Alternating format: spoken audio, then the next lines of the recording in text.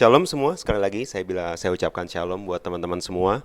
Welcome to the third week, minggu ketiga di bulan Januari ini.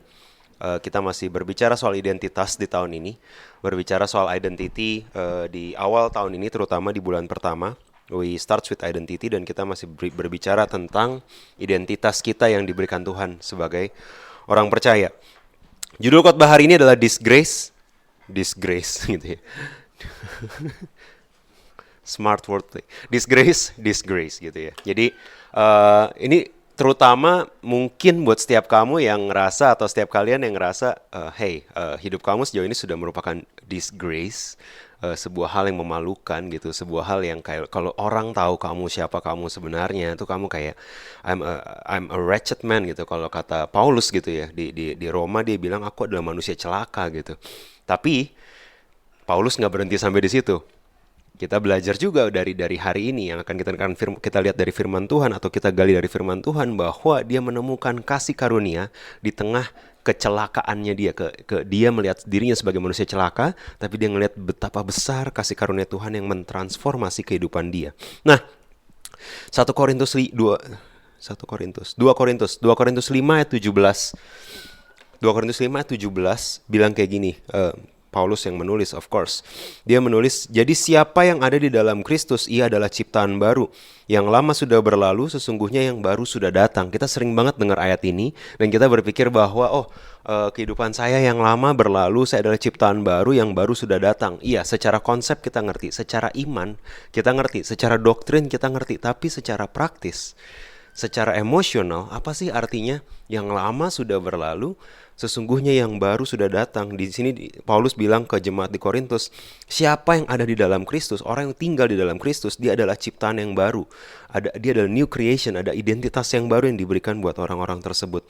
Ya, kita akan melihat kehidupan hari ini, satu orang yang namanya dalam bahasa Inggris Saul, yang kemudian Tuhan mendatangi dia dan dia bertemu dengan Tuhan dan Tuhan membuat dia atau memanggil dia sebagai Paulus yang kita kenal hari ini atau yang kita tahu hari ini.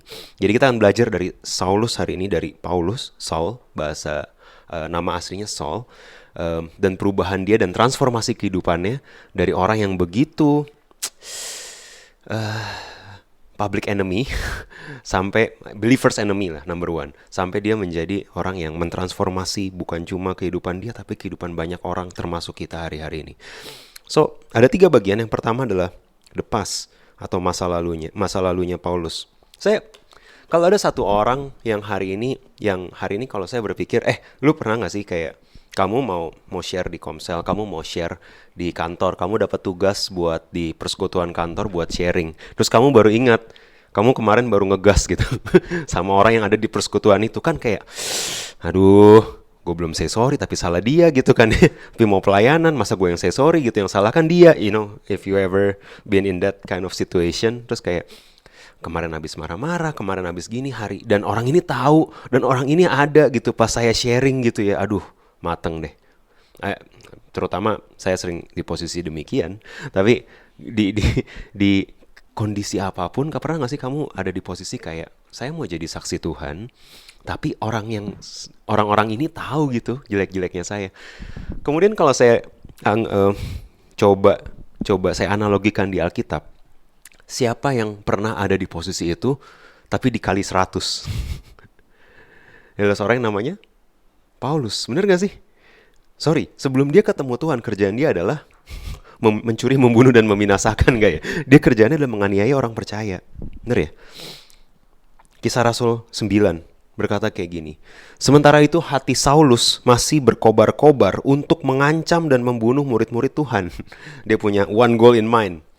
Kalau kamu dengar kata-kata Paulus, aku berlari kepada tujuanku, ini tujuan dia adalah untuk mengancam dan membunuh murid-murid Tuhan. Ia menghadap imam besar, meminta surat kuasa untuk dibawa kepada rumah-rumah ibadat Yahudi di Damsyik, supaya jika ia menemukan laki-laki atau perempuan yang mengikuti jalan Tuhan, ia dapat menangkap mereka dan membawa mereka ke Yerusalem. Saul bahkan bukan orang yang fanatik, garis keras tuh kan. Kalau front pembela Judaisme gitu, mungkin dia akan langsung bunuh gitu ya. Tapi enggak, dia very smart, politically correct. Dia tahu kalau dia mau ngancem dan nangkep, dia harus punya otoritas. Dan untuk punya otoritas dia harus menghadap imam besar supaya dia dapat surat jalan buat ngancem dan nangkepin semua pengikut Tuhan. This one is a smart guy, very smart guy. Didikan seorang rabi besar yang namanya Gamaliel back then. Dia sangat pintar, dia tahu. Dia bahkan cari cara legal buat dia bisa menangkap, menyiksa, membunuh, bahkan membunuh. Bukan cuma ngancam dan nangkap, dia mengancam dan membunuh murid-murid Tuhan. That's his soul goalnya dia itu, si Saul ini tujuannya dia mau ngebunuh dan ngancam murid-murid atau pengikut Tuhan. Karena buat dia berbahaya buat agama Yudaisme waktu itu. Lompat sedikit, masih di Kisah Rasul 9, di dalam perjalanan ke Damsyik, singkat cerita, dia ketemu sama Tuhan. Di sini dikatakan di Kisah Rasul 9 yang berikutnya, ia rebah ke tanah dan mendengar suara yang berkata kepadanya, Saul, Saul, mengapa engkau menganiaya aku? Jawab Saulus, siapa engkau, Tuan? Katanya, akulah Yesus yang kau aniaya itu. Jadi dia, scholars believe dia lahir di tahun yang agak nggak jauh sama Yesus, dan ketika Yesus sudah mati dan sudah bangkit, Saulus bertugas mengebunuhin orang. Tapi dalam perjalanan ke Damsyik dia ketemu sama Tuhan dan Yesus bilang, akulah Yesus yang kau aniaya itu. Crazy. Kita lanjut lagi di Kisah Rasul 9, masih ada sebuah cerita yang sangat-sangat inspirasional buat saya. Di Damsyik ada seorang murid Tuhan ya, bernama Ananias. Tuhan berfirman kepadanya dalam suatu penglihatan. Ananias, jawabnya, ini aku Tuhan. Dia tahu Tuhan siapa, right?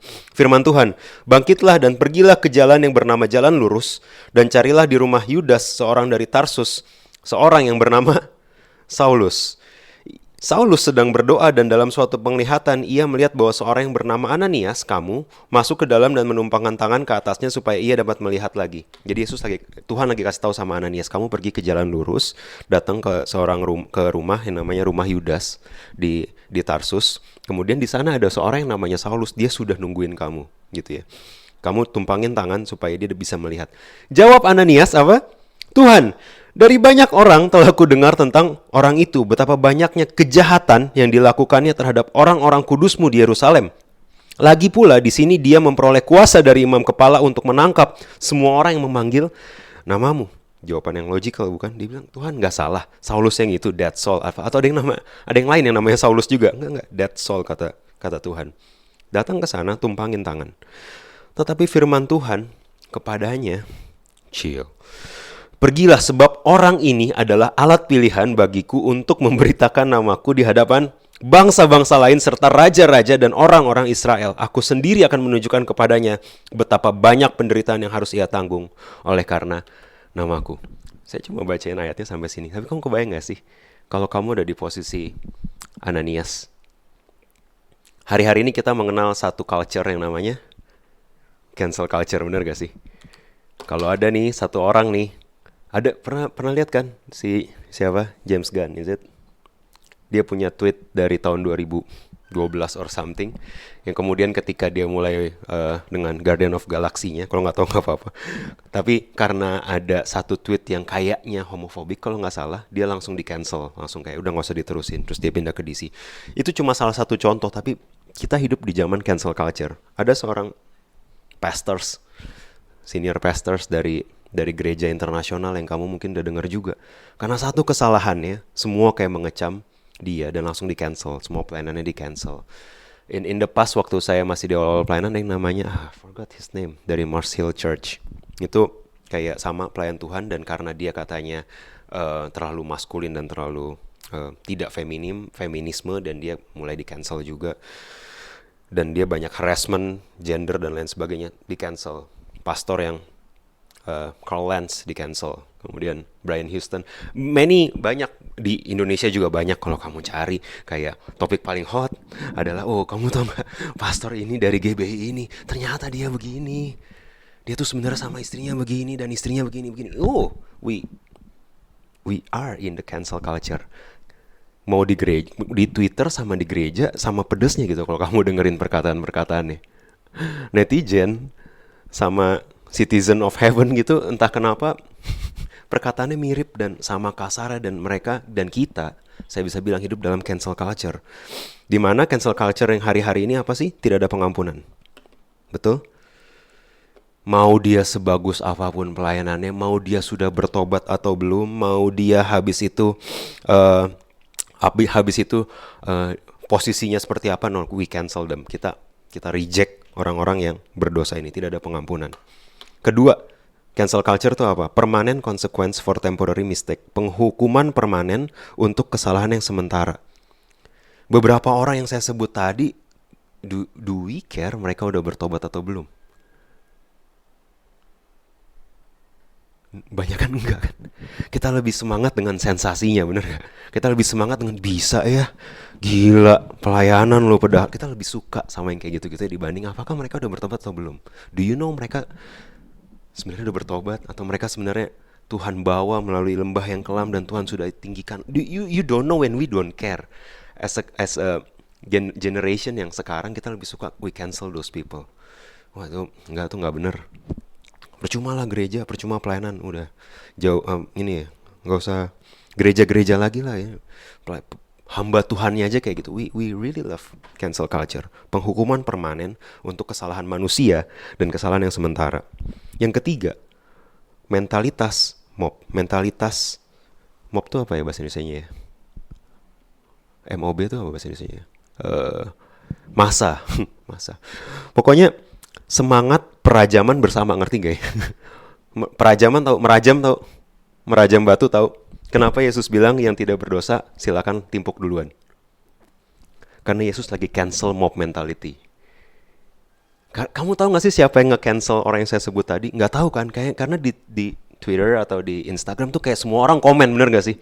Langsung dirudung, dibully, semua di komen. Kita nggak bisa sebut satu nama. Siapa sih yang mulai menghakimi orang ini? Nggak ada kan? Kita nggak tahu. Kita menghakimi bersama. Ini adalah semangat perajaman bersama, saya sebutnya. Ini yang diadres Yesus waktu Yesus bilang, oke, dia berzina. Siapa yang belum pernah berdosa boleh timpuk duluan. Wah, satu-satu mulai jatuhin batu dan mundur karena Yesus lagi address gak ada yang namanya perajaman bersama. Kalau kamu ngerasa kamu bisa ngejudge orang lain, sok atuh timpuk duluan. Kita hitung-hitungan habis itu. Yesus kamu kira-kira ngomong kayak gitu. I know, saya tahu dosa kamu gitu kan. Merasa gak berdosa, boleh sok atuh rajam duluan gitu, kata Yesus. So Yesus lagi kasih contoh bahwa hey, perajaman bersama atau mob mentality ini bukan sesuatu yang baik. Ya, cancel culture ya. Dan ini sangat-sangat kalau kita bisa lihat sebenarnya dengan kacamata perjanjian baru, cancel culture ini 180 derajat berlawanan dengan hukum kasih karunia. Kamu tahu gak sih? Kalau di tahun 2023, kalau Saulus mengejar dan menangkap orang Kristen di zaman pandemi, terus dia ketemu Tuhan di 2023, kamu tahu nggak di 2024 dia nggak bakal bisa pelayanan? Kan udah di-cancel sama millennials dan Gen Z. We don't care dia ketemu Tuhan. Mana ada orang ketemu Tuhan, kok bunuhin orang Kristen? Bener gak sih? Kita suka kan kayak gitu-gitu kan. Sensasi-sensasi, membesarkan masalah, membesarkan dosa seseorang tanpa melihat dosa kita sendiri. Isn't that our culture today? Jangan-jangan kalau ada Paulus di sini, dia berkhotbah, kita akan mulai keluar dan bilang, hidup lu dulu jadi contoh gitu. Nggak usah nulis-nulis surat jemaat di Jakarta, nggak usah gitu ya. Hidup lu dulu jadi contoh. You know what? Kadang-kadang bukan kadang-kadang, hari ini kita hidup di tengah cancel culture, di mana kita dengan mudah tidak mengampuni orang lain. Kita lupa kesalahan kita juga mungkin dosa yang sama besar di hadapan Tuhan. Dan kita lupa bahwa orang-orang ini mungkin sudah bertobat. Orang-orang ini mungkin diajar Tuhan dan dihajar Tuhan. Tapi kita gak kasih mereka kesempatan karena penghukumannya bersifat permanen untuk kesalahan-kesalahan sementara. Dan kita semangat merajam bersama, gotong royong merajam orang lain. Kamu pernah lihat kalau ada... Saya sempat lihat satu pembawa acara dari, unfortunately dia Jews, dia dari orang Israel. Dia pembawa acara, terus di Al Jazeera or somewhere dia pernah sebut sesuatu lah gitu. Kemudian netizen Indonesia ketemu orang ini siapa? Apa yang dilakukan? Semangat perajaman bersama. Kamu bisa lihat dia si pembawa acara Israel ini. Kamu bisa lihat isi Twitternya itu diancam, dihujat, sampai ancaman pembunuhan. Bahkan some of my Orang yang saya tahu tuh nge-retweet dan bilang ayo viralkan gitu biar tahu apa kuatnya netizen Indonesia. Yes. We are in the mob mentality. Cancel culture, orang yang entah siapa, kita berusaha membuat perbedaan dengan merajam bersama-sama. Careful. Dan di satu cancel culture ini, saya bisa bilang bahwa saya membaca ayat ini, saya tahu Tuhan bisa melakukan segala cara untuk melakukan plannya dia. Amin. Pertanyaan saya, kalau Ananias gak ngejawab panggilan Tuhan, apakah Saulus bisa menjadi Paulus? Untuk Saulus menjadi Paulus, betul dia ketemu sama Tuhan. Tapi ada satu orang yang namanya siapa? Ananias. Yang di kepalanya, masa sih ini orang diampunin? Bener? Tapi ketika Tuhan bilang pergi ke dia dan tumpangin tangan dia, go anyway. Meskipun dia kayak kenalan dia mungkin yang diancam, keluarga dia mungkin yang dibunuh, dia pengikut Tuhan loh. Tapi dia setia anyway, dia datang anyway, dia letakkan semua presumption dia, asumsi dia letakkan batu dia datang dan dia mendoakan Saulus. Bukankah teman-teman seperti Ananias yang kita butuhkan? Halo? Bukankah pasangan seperti Ananias yang kita butuhkan? Bukankah mentor, menti, bukankah teman gereja seperti Ananias yang kita butuhkan? Bukankah tubuh Kristus harusnya isinya Ananias-Ananias? Hey, iya, kamu ngebunuhin orang Kristen secara sistematis, terstruktur dan masif.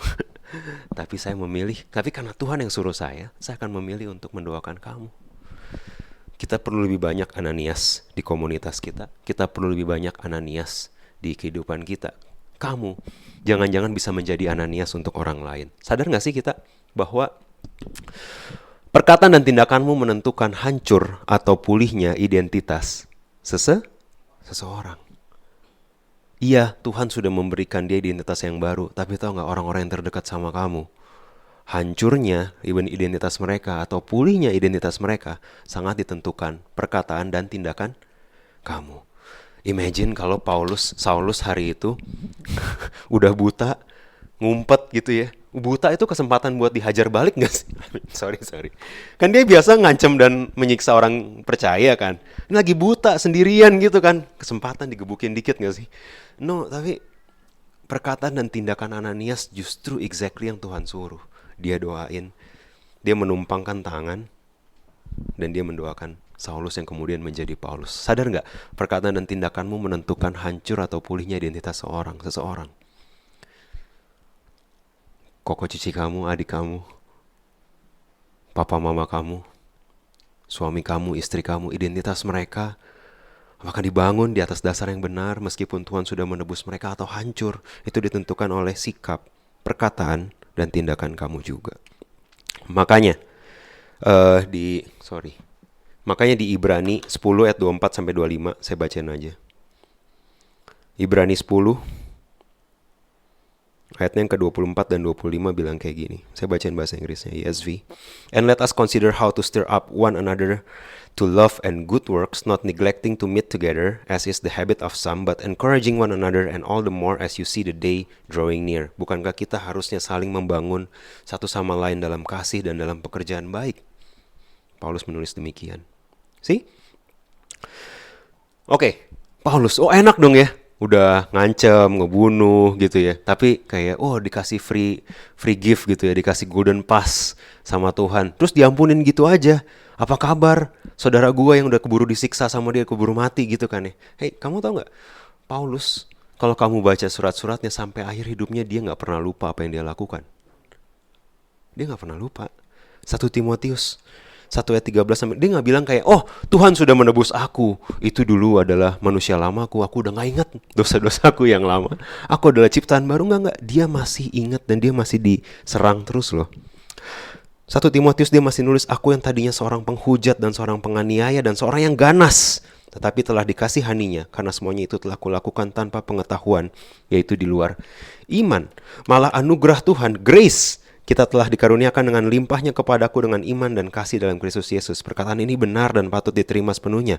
Kristus Yesus datang ke dunia untuk menyelamatkan orang berdosa. Dia gak berhenti di situ. Dan di antara mereka, akulah yang paling berdosa. Kamu tahu di kepala dia masih ingat semua yang dia lakukan? Di Roma 8 dia bilang kayak, aku adalah manusia celaka. Meskipun doktrinnya bagus, dia bilang nggak ada yang selamat melalui pekerjaan baik. Padahal dia udah muter-muter Asia kecil, Asia besar gitu, di luar Yahudi, Yahudi gitu ya. Petrus ditegur sama dia, kayak hidupnya tuh full banget gitu. Dia masih bilang kayak, you know, aku manusia celaka kata dia. Dia tetap tahu apa yang dia kerjakan dulu. Tuhan nggak bikin dia amnesia sama apa yang dia kerjakan. Tapi satu hal yang dia fokusin adalah this grace, kasih karunia ini yang patut diterima. Aku tetap yang paling berdosa, tapi it's not me, tapi dia. Benar gak? Anugerah Tuhan dikaruniakan dengan limpahnya kepadaku dengan iman dan kasih dalam Kristus Yesus. Oke? So kita bisa lihat bahwa ini adalah sebuah momen transformasi dia. Kalau tadinya si Saulus ini adalah orang yang begitu ganas, dia bilang, tapi ada transformasi yang terjadi atas kehidupannya ketika dia menerima kasih karunia. Filipi 3 ayat 13 dan 14 berkata seperti ini. Saudara-saudara, aku sendiri tidak menganggap bahwa aku telah menangkapnya. Filipi ini dia tulis setelah dia perjalanan cukup panjang. I think setelah perjalanan pertama, di perjalanan kedua dia tulis Filipi. Bahwa aku telah menangkapnya, tetapi ini yang kulakukan. Aku melupakan apa yang telah di belakangku dan mengarahkan diri kepada apa yang di hadapanku. Dan berlari-lari kepada tujuan untuk memperoleh hadiah, yaitu panggilan surgawi dari Allah dalam Kristus Yesus. Kita bisa lihat di sini bahwa ketika saya baca ayat ini, saya selalu berpikir bahwa aku melupakan apa yang di belakangku. Saya selalu berpikir bahwa si Paulus melupakan semua kehebatan dia. Dia ahli Taurat, dia warga negara Roma, dia tuh melupakan itu, nggak penting lah achievement dia gitu. Saya selalu membaca ayat ini dengan berpikir bahwa yang dia lupakan adalah achievement dia.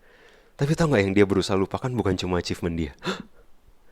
Yang dia berusaha lupakan di belakangnya adalah si manusia celaka yang berusaha membunuh, mengejar, mengancam. Dia setiap saya membaca ini dengan in the new light, melihat bahwa dia orang yang masih ingat kok dulu dia tuh ngebunuhin orang. Dia masih ingat kok batu-batu yang membunuh Stefanus, yang dia ACC, yang approvalnya dari dia gitu, untuk Stefanus dirajam sampai mati, tapi mukanya just before mati kayak malaikat. Itu kayak semuanya dia masih fresh di pikiran dia. Dan dia bilang, aku melupakan manusia lamaku dan aku fokusnya. Dia nggak sepenuhnya lupa, kita tahu. Dia nggak sepenuhnya lupa, tapi dia fokus sama panggilannya, kepada tujuannya. Berlari-lari kepada tujuan untuk memperoleh hadiah dan mengarahkan diri kepada apa yang ada di hadapanku. Dan ini adalah sebuah prinsip yang sama dari kitab Yeskiel. Janji Tuhan buat kamu dan saya. Buat siapa? Buat kamu dan saya. Boleh bilang kanan kirinya, buat lu juga loh. Buat lu juga. Kalian suka bingung kan, kayak janji Tuhan buat kamu apa sih? Oh, kamu ditebus, kamu anak Allah. Ingat lah, yang ada lagu-lagu sekolah minggunya kamu ingat biasanya gitu kan. Oh, kamu akan dicukupi. Tapi yang ini janji Tuhan juga loh buat semua orang percaya. Yeskiel 36 ayat 26. Kamu akan kuberikan hati yang baru. Oh. Jadi mengubah hati bukan usaha kamu sendiri. Amin. Janji Tuhan yang akan memberikan hati yang baru di dalam batinmu, dan aku akan menjauhkan dari tubuhmu hati yang keras dan kuberikan kepadamu hati yang taat. Kalau ada satu janji Tuhan yang harusnya yang mau saya klaim dan imani tahun ini, janjian yang ini. Lebih dari semua janji-janji yang lain, berikan aku hati yang baru dan roh yang baru dalam batinku. Jauhkan dari aku hati yang keras dan berikan kepadaku hati yang taat. Ini janji Tuhan loh. Jadi kamu jangan worry kalau kok gue udah berusaha setengah mati masih gak bisa taat, masih gak punya hati yang baru, hati gue masih bengkok, saltiness, bitterness masih keluar dari hati. You know what? Janji Tuhan, dia yang akan memberikan hati yang baru dan roh yang baru. Amin. Bukankah ini kabar baik buat kamu dan saya yang selama ini berusaha dengan kekuatan sendiri dan gagal lagi. Oke? Yeskiel 36 ayat 26 sudah disampaikan bahwa ada janji Tuhan bahwa dia akan memberikan hati yang baru. Nah, bicara soal hati yang baru dan roh yang baru, dan ketika apa yang membuat si Paulus transformasi, kalau saya balik yang ke tadi, adalah dia tetap ingat loh apa yang dia kerjakan. Dia tetap ingat identitas dia yang berantakan, dan dia gak berusaha untuk menutup-nutupi, atau dia gak berusaha melupakan. Saya bisa amati bahwa misi utamanya Paulus untuk dia bisa menghidupi panggilan Tuhan bukan memperdamaikan orang lain dengan masa lalu dia, tapi memperdamaikan dia dengan masa lalu dia. Nangkap gak? Misi utama Paulus untuk dia bisa efektif dalam panggilan Tuhan bukan memperdamaikan orang lain dengan apa yang masa lalu dia, tapi dia memperdamaikan diri dia dengan masa lalu dia sendiri. Ini beda banget loh. Kalau Paulus berusaha memperdamaikan orang lain dengan masa lalu dia akan isi suratnya akan banyak tentang alasan dulu saya belum kenal Tuhan, Pak. Bener deh, makanya saya kejar-kejarin tuh. Kalau saya kenal Tuhan gak mungkin gitu kan. Dulu tuh saya masih brengsek gitu ya. Dulu tuh saya kira bener, saya tuh bukan saya imam besar tuh yang suruh gitu kan. Dia akan berusaha menjustify apa yang dia kerjakan, bener gak? Kalau dia mau memperdamaikan orang lain dengan masa lalu dia. Tapi dia tahu kuncinya. Yang perlu berdamai dengan masa lalu dia adalah dia sendiri. Makanya ketika dia tulis surat, dia gak pernah berusaha menjelaskan apa yang dia lakukan di masa lalu. Dia bilang, iya dulu celaka kok. Dulu memang ini daging yang berkuasa. Aku ini manusia celaka. Tapi, udah ya, stop yang ngomongin yang itu. Kasih karunia Tuhan ada buat kamu dan saya. Dia fokus langsung apa yang Tuhan ingin sampaikan melalui hidup dia. Dan itu cuma bisa terjadi kalau dia mengampuni dirinya sendiri. Kamu tahu gak sih, Tuhan bisa mengampuni kamu tanpa kamu mengampuni diri kamu sendiri. Saya suka satu ilustrasi yang bilang kasih dan pengampunan Tuhan itu ada dua faktor utama, kayak radio. Ada faktor sender, transmitter, ada faktor receiver. Bener gak? Makanya kamu bisa datang ke gereja, yang satu bilang hari ini gue merasakan hadirat Tuhan banget, yang satu bilang hari ini gue gak ngerasain apa-apa. Yang salah hadirat Tuhannya atau receivernya? Karena Tuhan omnipresent. Bener gak? Tuhan ada di mana-mana. Kalau yang satu datang PW dan bilang gue merasakan hadirat Tuhan, yang satu datang PW dan bilang gue gak dapat apa-apa, hari ini kacau balau, yang salah transmitternya atau receivernya? Receivernya. Bener ya? Nangkep ya? Akan selalu ada Prambors, tapi kalau radio kamu gak di turn on tuh kamu gak denger gitu. Nangkep kan ya? Itu ada di udara nih kalau kamu tune in tuh 102,2, 101,1, the transmitter is there, the message is there, the songs are there. Tapi kalau kamu gak pernah tune in receivernya, kamu gak bakal pernah nerima. Nangkep gak? Ketika Tuhan bilang, karena begitu besar kasih Allah yang memberikan anak yang tunggal supaya barang siapa yang percaya tidak binasa, melainkan beroleh hidup yang kekal. Transmitter dari kasih dan forgiveness-nya tuh ada terus loh. Yang salah biasanya receivernya. Bener gak? Ya kamu bilang, mana mungkin sih Tuhan ngampunin gue yang munafik ini? Mana mungkin sih Tuhan ngampunin saya yang sebrengsek ini? Mana mungkin sih Tuhan ngampunin dia gitu kan? Ketika receivernya berantakan, Tuhan tidak. Kasih dan pengampunan Tuhan tidak sepenuhnya bisa kamu alami. So it's a transmitter and a receiver. Respon utama saat menerima pengampunan Tuhan adalah dengan mengampuni diri sendiri. Tuhan sudah mengampuni kamu.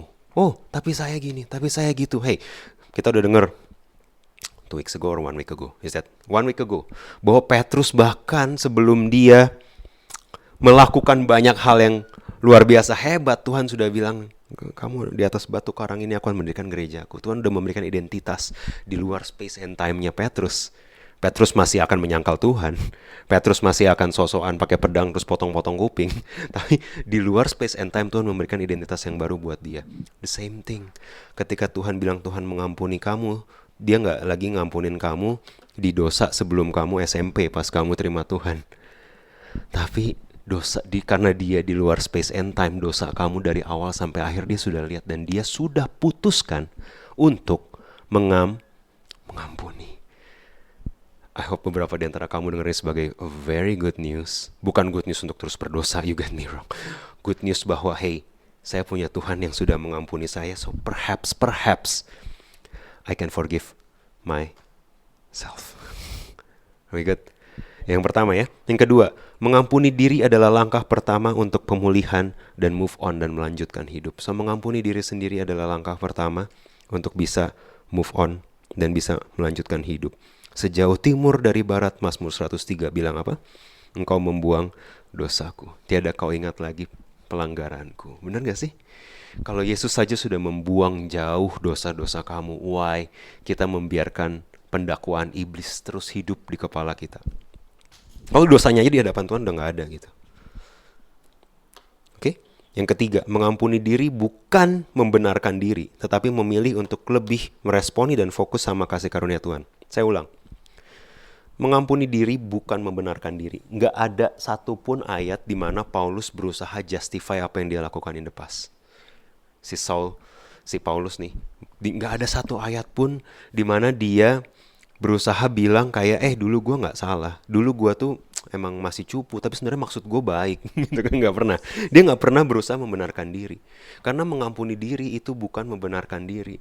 Waktu saya bilang kamu harus mengampuni diri kamu, waktu saya bilang ke diri saya harus mengampuni diri saya nggak bilang kita lagi membenarkan dosa kita loh. Saya lagi bilang bahwa ada hal yang lebih besar yang Tuhan siapkan buat kamu dan saya dari hari ini ke depan. Amin.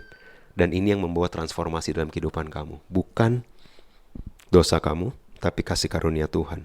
So, transformasi Paulus bukan dimulai ketika pengikut Kristus mengampuni dia. Udah ya, ada nih kumpul nih pengikut Kristus semua di Yerusalem, kumpul. Udah ngampunin, udah. Bapak A udah, Bapak B udah, Bapak C belum. Sorry ya Paulus, kamu belum transform gitu ya. Belum ada yang ngampunin kamu. Transformasi Paulus nggak terjadi ketika dia sudah diampuni sama orang-orang yang dia sakiti. Transformasi Paulus dimulai ketika dia mengampuni dirinya sendiri. Ketika dia sudah deal with himself. Dia sudah bilang, oke, I'm a wretched man, aku manusia celaka. Tapi Tuhan punya kasih karunia buat aku. Buat kamu juga. Itu yang ngedrive dia untuk melakukan hal-hal besar yang dia kerjakan selama pelayanannya. Amin. Berapa banyak dari kamu yang perlu dengar hal ini? Transformasi bukan dimulai ketika orang-orang mengampuni kamu kok. Tapi transformasi ketika kamu mengampuni diri kamu sendiri. Kamu tahu, berbicara soal living in the past, kita melihat bahwa Paulus tidak live in the past. Waktu dia masih jadi Saul, dia sudah lupa apa yang dia mencoba melupakan dan tidak berfokus apa yang dia kerjakan ketika dia sebagai Saul. Kamu tahu ada satu tokoh di Alkitab lain yang begitu berpegang ke masa lalu sampai dia irrelevant, sampai dia nggak lagi dipakai Tuhan, sampai Tuhan menggantikan dia. Tahu namanya siapa? Saul. Ada orang lain yang mau saya kontraskan hari ini, yang namanya Raja Saul. Seumur hidupnya dia diurapi sama Samuel yang adalah nabi Allah untuk menjadi raja pertama atas bangsa Israel. Dia seumur hidupnya dia berusaha untuk, kalau kamu baca, maksudnya dia selalu baik. Maksudnya dia yang dia kerjakan selalu untuk kepentingan bangsanya loh. Most of the time. Selalu. Gitu. Dia perang tapi dia maju, dia membela bangsa dia ada di medan perang dan lain sebagainya. Bukan orang yang brengsek korupsi atau gimana banget juga gitu si Saul ini. Tapi one day dia dengar satu nyanyian dia bilang Saul membunuh beribu-ribu tapi Daud membunuh berlaksa-laksa. At that point dia hold on into that bitterness. Sampai kamu lihat dia ngabisin sisa hidupnya cuma buat ngejar Daud, mencoba ngebunuh Daud, bener? Mencoba mencari approval dari rakyatnya, karena dia pikir rakyatnya nggak approve dia. Bro, please, kalau lu monark, kalau lu raja, lu nggak perlu approval rakyat. Yang perlu approval tuh capres. Maksudnya ngerti lah ya. Ya kan ada yang bentuknya monarki, belajar kan, ada yang bentuknya parlemen. Kalau parlemen, perdana menteri, kalau demokrasi, presidensial, kamu perlu approval rating. Kalau kamu raja, you don't need approval. Kamu rajanya. Tapi kenapa dia melanggar dan dia nggak obey apa yang Samuel katakan ketika dia harusnya menunggu Samuel, tapi dia mencoba membakar persembahan karena dia menantikan approval rakyatnya. Dan kalau kamu telaah lebih jauh, kaji lebih jauh, kenapa dia cari approval rakyat? Karena dia pernah dengar nyanyian rakyatnya yang bilang dia ngebunuh beribu-ribu, tapi Daud ngebunuh berlaksa-laksa. So kita bisa lihat orang yang hold on to the past. Saya nggak tahu berapa sering Saul bangun dari tidurnya dan dia mikir, coba gue yang maju lawan Goliat. Bener nggak? Masuk akal nggak guys? Dia rajanya loh. Kan ini bangsa Israel. Kan Tuhannya bangsa Israel. Jangan-jangan kalau gue yang maju lawan Goliat, gue juga bisa bunuh Goliat. And this missed opportunity yang dia pikirin terus sampai gue harus bunuh Daud. I am the number one guy kalau nggak ada Daud. Itu kenapa muncul? Karena di satu missed opportunity dia. Yang mungkin saya nggak tahu. Coba kalau waktu itu gue nggak X. Berapa banyak di antara kamu yang hari ini bangun dan berpikir demikian? Oh God, kirain mimpi, ternyata enggak. Beneran Daud yang udah bunuh Goliat. I miss that opportunity. Aduh, why did I made that mistake? Kenapa saya buat keputusan itu? If only, if only, if only. Tahu, Saul tidak pernah berurusan, tidak pernah forgive himself sampai akhir. Sampai akhir Tuhan menggantikan dia. Dan Samuel bilang roh Tuhan sudah mundur daripada Saul. Kan bukan karena apa-apa, tapi karena dia, kalau menurut analisa saya, karena dia tidak pernah let go. Miss opportunity dia waktu, mestinya dia yang bisa bunuh Goliat dong. Saya nggak tahu ya. Kalau saya ada di posisi Saul, mungkin itu yang saya pikirin tiap hari. Saulus pun bisa berpikir yang sama. Setiap dia mau nulis surat, say sorry dulu nggak ya? Pernah gue ancam lagi nih jemaat gitu ya. Iya kan? Bener kan? Nangkep ya maksudnya ya? Saya membandingkan Saul, Raja Saul, dan Saul yang lain yang Tuhan ubah hidupnya, menerima identitas yang baru, mengampuni dirinya sendiri, dan hidupannya ketransform menjadi Paulus. Are we good? Yang ketiga, the life terakhir. Hidupnya Paulus gimana sih? Kita sering banget denger ya, oh identitas kamu adalah anak raja, kamu adalah co-heir with Christ, kamu adalah ahli waris kerajaan Allah, kamu adalah orang-orang yang dipilih Tuhan, kamu, ya kita sering denger lah identitas kayak gitu. Tapi apa sih efeknya? Ada gak sih implikasi praktis kamu punya identitas yang baru di hadapan Tuhan? Jawabannya, ada. This is the life. 1 Korintus 15 ayat 9-10 bilang kayak gini, sebaliknya aku telah bekerja lebih keras daripada mereka semua. Tetapi bukannya aku, melainkan apa? Disgrace. Kasih karunia Allah yang menyertai aku. Paulus gak cuma, oh aku diampuni, peace, see you in heaven gitu ya. Enggak. Aku bekerja lebih keras daripada mereka semua. Dia lagi bicara rasul yang lain, guru yang lain. Lebih keras, tapi bukan aku, tapi karena ada kasih karunia Allah yang terus menyertai aku. Gila ya.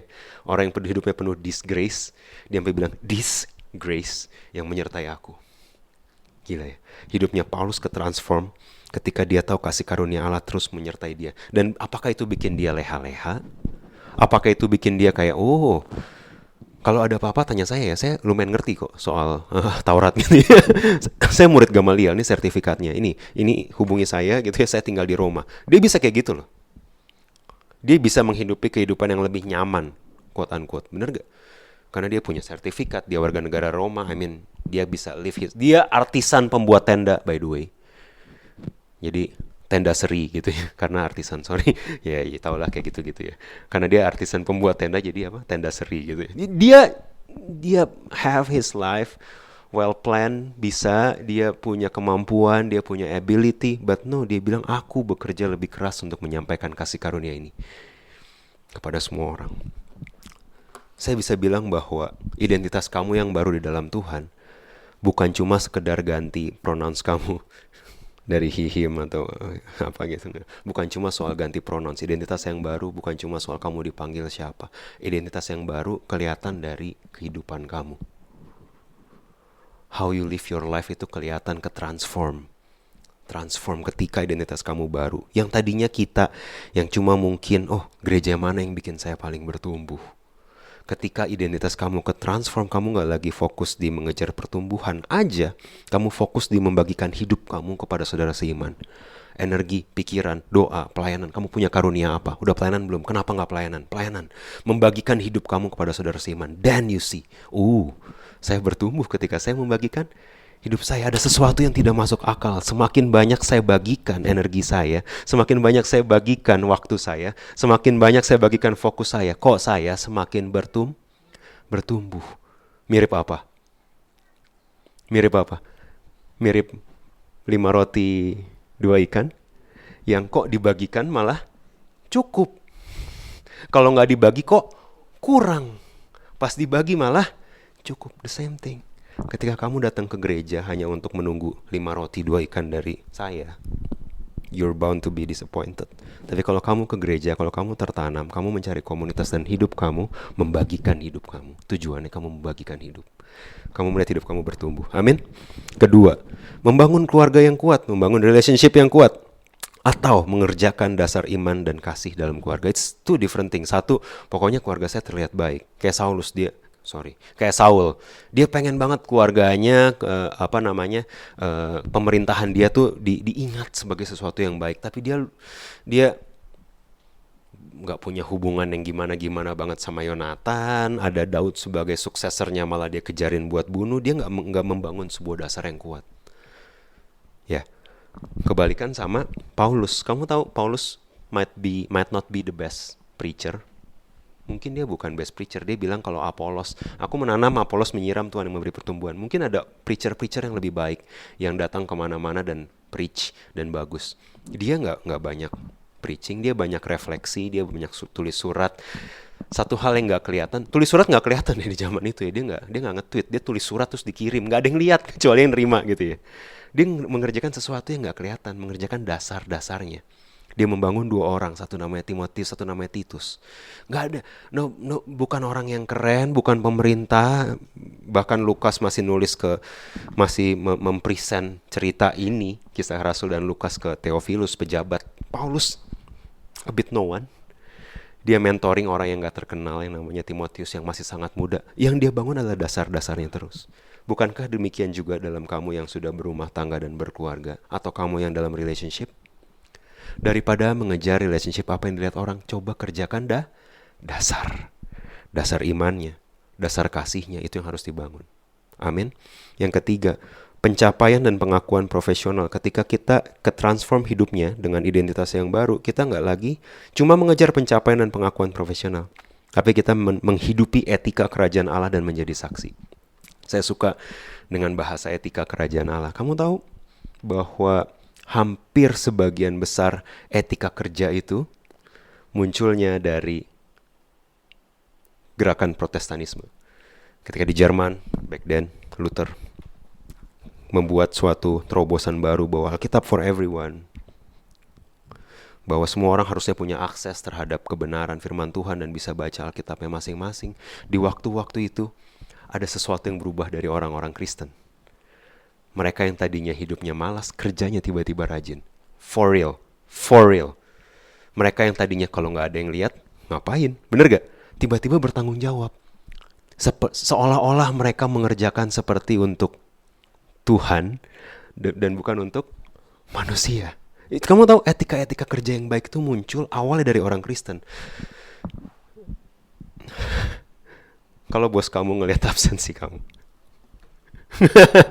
kalau bos kamu ngelihat browsing history kamu, kalau dibuka nih, pakai akun kantor lagi gitu kan, interview lagi gitu kan ya.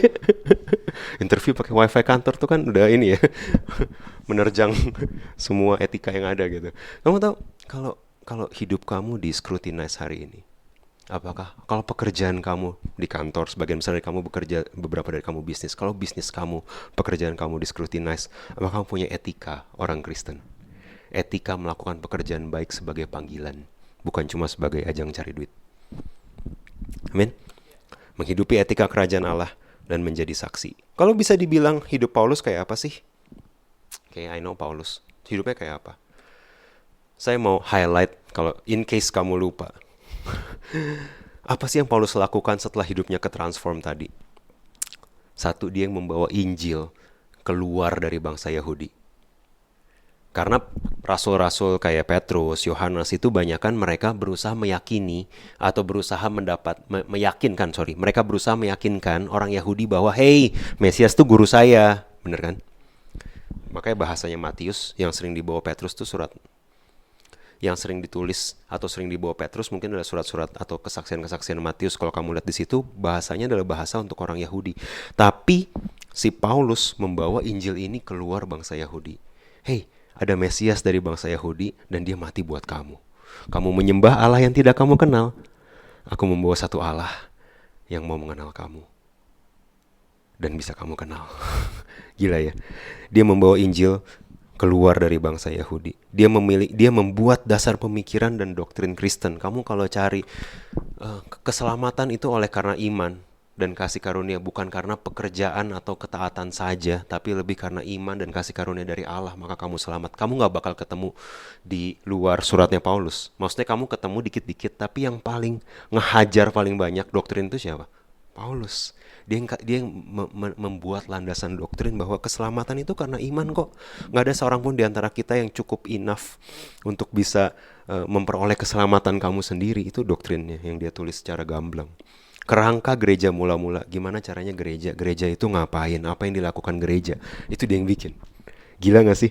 Iman dan ketekunan. Sorry, kalau kamu baca dia berapa kali kapal karam dirajam gitu ya. Udah kapal karam selamat sampai pulau, apa yang terjadi? Dipatok ular gitu ya. Terus aja. It's not a joke gitu. It's his life gitu, kayak gitu ya. Suwe banget gitu, tapi iman dan ketekunan selalu dia tunjukkan. Yang membuat kesatuan tubuh Kristus, meskipun ada Helenisme di sana, ada Stoik di zaman itu, yang membuat semuanya tetap satu tubuh Kristus. Kita harus berpegang pada satu tubuh Kristus, satu Injil, kerangka hidupnya jemaat kayak apa, itu semua datang dari Paulus. Terakhir, dasar etika dan moral orang percaya, itu yang menulis banyak adalah Paulus. Kamu tahu nggak? Kalau saya lihat pencapaiannya, saya selalu ingat Paulus sebagai orang yang menyulitkan karena bahasanya dia susah buat saya. Apa sih maksudnya, panjang banget gitu, titiknya mana gitu ya, satu pasal nggak ada titiknya. Kamu tahu, semua yang dia kerjakan ini show betapa, sebagai manusia dia orang yang sangat brilian. I don't think kalau ada siapa sih orang yang paling brilian di kepala kamu hari ini, kalau ditempatin di posisi dia, I don't think bisa mencapai 66 ini loh. Butuh orang yang punya kemampuan yang luar biasa dan kasih karunia yang luar biasa untuk bisa melakukan ini. I'm quite amazed ketika saya, oh iya juga ya, ini orang gila loh. Maksudnya, oke, Petrus sekali berkhotbah waktu Pentakosta, berapa orang yang bertobat? 3.000, fine. Pernah lihat peta perjalanan Paulus nggak? Itu sampai Asia, Eropa gitu, semua didatengin sama dia. Ini adalah orang yang, ketika orang yang hidupnya ditransform, nggak ada lagi yang melimitasi dia untuk menghidupi panggilan Tuhan. Amin. Oke, saya tutup dengan kerangka summary ini. Transformasi, disgrace, identitas itu harusnya membawa transformasi ke setiap kita. Gimana caranya supaya bisa memiliki identitas yang benar? Berada di tengah tubuh Kristus. Pastikan kamu punya Ananias yang bisa ngelihat past your mistake dan sebut identitas kamu di dalam Tuhan rather than apa yang kelihatan hari ini. Pastikan kamu menjadi Ananias buat orang lain. Perkataan kamu ke orang lain, tindakan kamu ke orang lain, kamu tahu jelek-jeleknya dia, kamu tahu munafiknya dia. Sama munafik gitu, kita juga gitu kan ya. Jadi Ananias buat orang lain. Oke? Berada di tengah tubuh Kristus yang nggak menjustify kamu, tapi ngingetin kamu. Yang kedua, mengampuni diri sendiri. Transformasi Paulus terjadi bukan ketika semua orang yang dia sakiti mengampuni dia, tapi ketika dia sudah mengampuni dirinya sendiri. Dia nggak lupa, dia nggak justify, tapi dia sudah mengampuni dirinya sendiri. Dan dia berfokus sama kasih karunia Tuhan. Yang terakhir, transformasi identitas nggak berhenti sampai kamu pulang dan bilang, oh, saya sudah punya identitas baru. Mati dari sini, saya pulang ke pesta di Bapa di surga. You know what? Your life, your calling is way more than that. Kamu ditebus bukan cuma supaya masuk surga. Mungkin udah sering denger ya. Keselamatan kamu gak berhenti di salvation. Gak berhenti di justification. Ya, Tuhan sudah mengerjakan bagian dia untuk membenarkan kamu. Tapi ada sanctification, ada glorification. Kamu harus mengerjakan keselamatan kamu. Di kantor, di keluarga, di rumah, di bisnis, di kerjaan. Hey, siapa tahu panggilan kamu sebenarnya sebesar Paulus. Amin. Amin. Tapi izinkan diri kamu ditransform sama kasih karunia Tuhan. Are we good? Saya selesai. Saya boleh panggil tim PW. Kita akan akhiri ibadah hari ini. Teman-teman mendapat firman Tuhan hari ini. Sebuah kabar baik buat setiap kamu. Setiap kita. Untuk mengizinkan diri kita ditransformasi.